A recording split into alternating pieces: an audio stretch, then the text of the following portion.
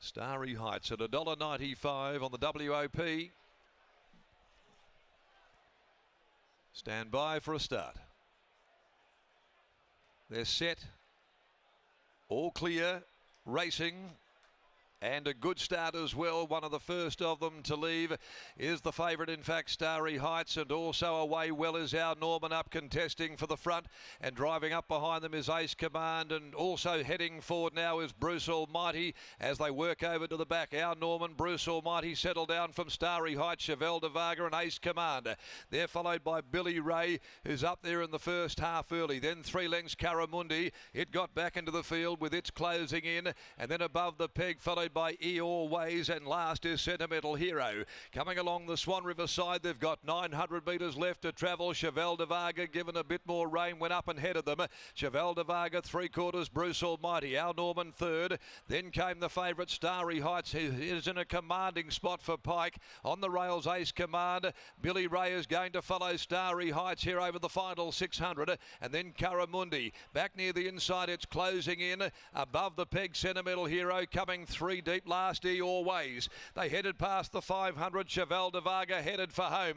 Chevelle de Varga from on the outside. In second spot, Bruce Almighty. Then 2 lengths, Starry Heights. Pike goes to work now. Has to liven up the odds-on favourite. Over on the outside, Billy Ray lets down above the peg. Further back, and then Ace Command at the 200. Starry Heights sprints through, grabs the lead. Drew about 3/4. Billy Ray. Starry Heights in front. Billy Ray keeps coming. Pike is lifting Starry Heights. Starry Heights holding Billy Ray, and that's 4 for Pike. And he goes home aboard the favourite to win the last. Starry Heights from Billy Ray. Caramundi came late. It was there, might have grabbed third, just in front of above the peggy, Always from the tail. Then it's closing in. Followed further back, Ace Command. Sentimental Hero. Then Bruce Almighty, Chevelle de Varga. And the tail ender pulling up is our Norman. Willie Pike punches home winner number 4. Starry Heights, number 6 for Grant and Delana Williams. The star turn gelding has made it win 7 from 11. Continuing to add to this impressive career record, number 6 Starry Heights holds on from 3 Billy Ray. Third, number 7 Caramundi, and 4th, number 10 Above the Peg. The interim numbers here to the last are 6, 3, 7, 10. 6, 3, 7 and 10 in 1:36.06, and has held on by a long neck, Starry Heights, a half a length second and third.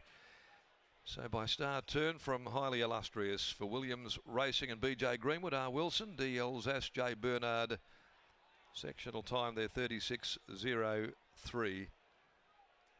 And also raced by L. Hollanday Davidson and B. Hollanday, Holland S. Martin, G. Sedgwick and B. Thornlow, Rod Kemp, P. Richards, Neil Pinner, Tony Bahagia, the Unger family and Madames Ralston, McClernand and Chalwell. Willie Pike rounds out the day with 4 of the 9 winners. Starts a holiday, of course, now, and has ridden a bag full of winners before taking a break. About to come back aboard Starry Heights. Second placing to Billy Ray, who's by Sebring from Hardacre, owned by Andrew Ingalls, trained by Pete Fernie, ridden by Michael Poy, and 7 Caramundi by Playing God out of Pins Perhaps, Sean McGruddy for trainer Steve Wolfe. So the Wizard, again weaving a little more magic. A brilliant day in the saddle here on this last Group 1 day of racing for the Pinnacles. Lockie Taylor is down there in the yard. And there's the Rocket Man, Rod Kemp. He'd be absolutely thrilled, of course. The great, the legend of Australian racing, the spirit of Australian racing, one of the part owners, as Lockie joins us after this victory of the favourite. That bow crusher was too good for me. But a great rider in his day.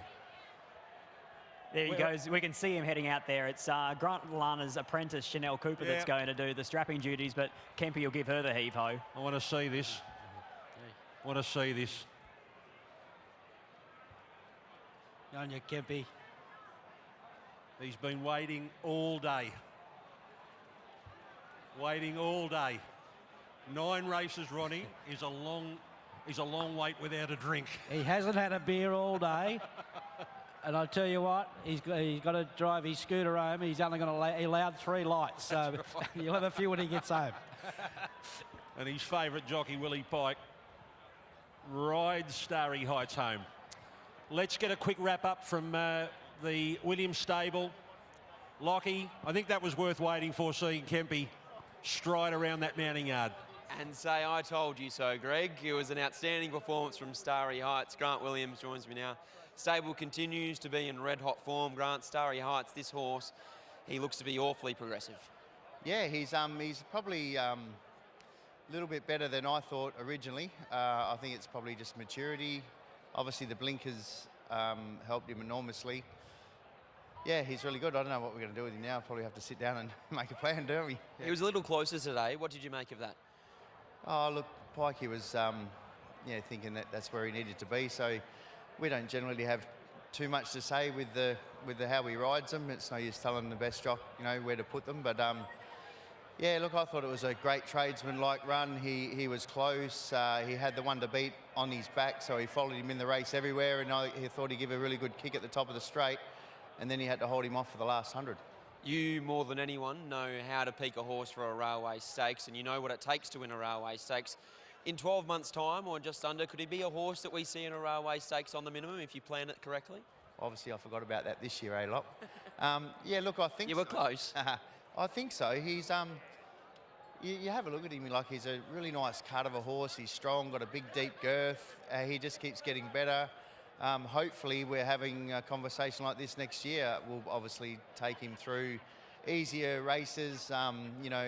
There's that series, 14, 15, maybe 16. We could give him a freshen and maybe go on there. Just sort of depends on rating points. But yeah, we'll sort of test the waters and then make a plan a bit later. And a word on Alsafina and Casino 17 in the Northerly? Look, I thought they were both game. The track's just too hard for Alsafina. They got to put more water on it. It's a joke. She's just not letting down on it. I watched her go to the gates and I wasn't happy with the way she was, and even Willie wasn't. Casino 17, I thought he went really good. It was a good progressive race towards Perth Cup. Well done on another great day. Thanks, Lockie. All right, Rod Kemp just reminded me he's won 2 railways. Yep. So he might be a winning owner this time next year. Well, let's hope so. Here's Willie. Willie Pike joins me. It's Pike in the last. It's iconic. It's quintessential. And Willie, today from that barrier, you were able to use it up and lob him into a lovely spot. Yeah, that's right. Look, I didn't expect to be that far forward, but once he began so well, I was like, oh, thank you very much. Lovely, versatile horse. Sitting on the speed with 58. He's actually better when you come from behind and run onto them, but he's good enough to do it. And today he probably had his biggest danger on his back. Billy Ray had your back and had the wonderful run into it, but he was no match in the home straight. Well, that's right. I was there to be beaten if someone was good enough, and luckily for me today, no one was. 6 in a row for him. Just how good is this horse? This time next year, could we be talking about him in some of those Group 1 races like a railway stakes? Look, to tell you the truth, at the moment, just enjoying the ride. I'll be surprised if he reached that heights, but if he said he was going to win 6 in a row back when he won his first one, I probably would have said you're kidding as well. So that's the beauty about horses with these good attitudes. You just never say never. What did you make of Alsafina's run today? She was pretty plain, unfortunately. Had a lovely run. I was following the main group. Produced to do something, and we weren't able to today. Next week, we're going to be lost. There's no Pike in the last as you start a suspension. What does Willie Pike get up to in downtime? Probably sleep for a week. After that, I'll figure something out. What do you head to the farm? Do you tinker around? I can't imagine you're someone that sits back and watches races on the couch. Nah, definitely don't watch races on the couch. I'll probably try and catch up with Grant Williams and show him how to play golf or something. Congratulations, best of luck. I hear Puffer's pretty sharp actually on the golf course, at least for the first 9, maybe not the back 9. Yeah, well, I'll carry the golf clubs and then probably the jimmies after that. See you on Perth Cup Day. Well done, Willie. Thank you. Yeah, we'll be back on Perth Cup Day, and well, that's one obstacle out of Oliver's way next week. No Pike. Yeah, well, maybe Oliver should get on the phone and see if there's any ride swinging of his Pikey's. Okay, to end the day, let's go over to Lockie. Jeff Noske, father of Jared, has had a big day as a proud father. And here he is. Thanks, Greg. I'm now catching up with Jeff Noske, father of Jared. Jeff, describe that feeling about 40 minutes ago when you saw your son win his first Group 1. Unbelievable, eh? Best feeling from the day he was born. Second best feeling of my life. He's it was great, eh?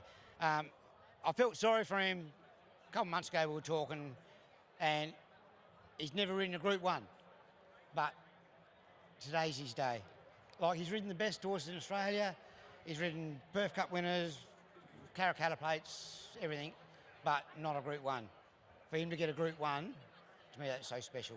You were a jockey yourself. You know how hard it is. Obviously, Jared is a heavyweight jockey. He has his battles in that sense, but you were a Group 1 winning rider yourself. You won a Derby and Australasian Oaks. What is that feeling like for those of us that don't know when you cross the line and you have that pure elation of winning your first Group 1 as a jockey? I don't think there's any better adrenaline rush in the world as winning a Group 1.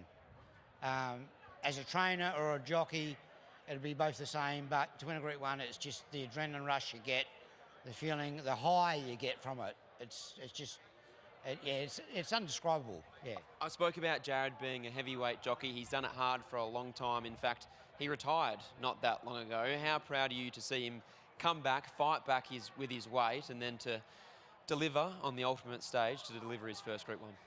Well, yeah, he was always a good jockey, don't get me wrong. He was a great jockey.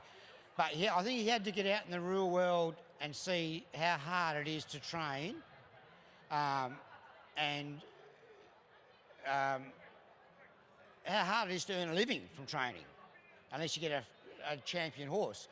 But Jared can ride week in, week out now and earn a good living. But as a trainer, when you're breaking in horses, there's nothing fulfilling when you've sort of been where Jared has. I don't know if I'm trying to explain myself right, but he's actually realised how hard the real world training is compared to being a jockey. You know how hard he sometimes does it in terms of his weight. Is that hard at times to watch when you're a father, when you care so much about your son and you can see them putting themselves at times through absolute agony? Well, it's hard to see a bloke eat an apple and making that one apple last 3 days. That's all he would eat over 3 days. Sit in the sauna, wasting, sweating, and working, riding horses with sweat gear on, and all you see is sweat off his face, and all you actually see is disappointment, because you don't want your child to do that. No one wants their child to be miserable and work hard for nothing. But now he's riding heavyweight. I think he's sort of got his mind in the right spot. I think it's better for him, yeah. Despite all that, it's culminated in what has been an outstanding day, a career day for him, a highlight winning his first Group 1. How does he celebrate this one? Well, I'm not sure if he's riding tomorrow or not, but if he's not riding tomorrow, I think it'll be a nice celebration. I believe he is, but who knows, he might be getting off them. Either way, congratulations. I'm sure you're a very, very proud father. Yeah, well, he might celebrate with 2 prawns tonight. Well done, Jeff. No worries. 2 prawns instead of 1. And maybe an apple. That'd be tigers at least. Apart from the obvious of the highlights of the day, I think we could go back to race number 2 and the winner, Final Siren, who came up from the great southern area to win in town. Very exciting for the connections and the trainer, Rebecca Bayliss. And Hanchy as well. I think we just add it to that list of 3-year-olds that we start getting excited about. But for Rebecca Bayliss, for Mark Bayliss and all of those boys that are involved, Final Siren's a once-in-a-lifetime type of horse. And I spoke to Rebecca a little bit earlier. Unfortunately, they lost the mare, but they would have had a full by I'm All the Talk, which would have been exciting for them. But it probably leans for them to not sell this horse because he can take them on a ride that money can't. We're back next week. What can we expect here at Ascot for Ollie's farewell? What are you expecting? Gold Rush Day, we're going to see in farewell one of the greats of the Australian turf. I think it's going to be, you can't miss it. If you're in Perth, you need to be here at Ascot. I think it's going to be incredible scenes. Win, lose or draw. That's right. From what we understand, as you've said, the Gold Rush will be the last race, and I almost feel sorry for whoever wins the Gold Rush, if it's not Ollie, because the reception is going to be all about him, and sure it should be, because he's been an absolute legend of Australian racing for so long. Yeah, I can't wait for that day, Ronnie, to celebrate his career. I think Perth Racing should be congratulating, put it on the last race, because everyone can get involved and not think about, going and have a bet in the next. It'll be all about have a bet in the last and just celebrate Ollie's career. Yeah. I think the best part about it is that we're going to get a different type of crowd as well. You're not going to get your everyday racing people. You'll get sports lovers coming out here because Damien Oliver is bigger than racing. He is a national sporting icon, not just a racing icon. Rode his first winner in 1988 at Bunbury, and look where he ended up. That's next week here on Sky Thoroughbred Central when we bring you the coverage of Damien Oliver's farewell race day, the Damien Oliver Gold Rush. Join us then here in Perth.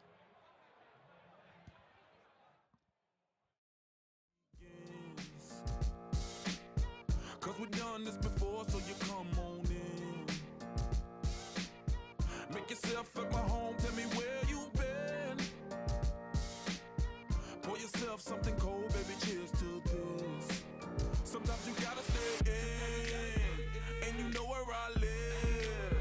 Yeah, you know what we is. Sometimes you gotta stay in. Welcome to my house, baby, take control now. We can't even slow down. We don't have to go a while. Welcome to my house. Play that music too loud. Show me what you do now. We don't have to go a while. Welcome to my house. Welcome to my house. Morning comes and you know that you wanna stay. Close the blinds, let's pretend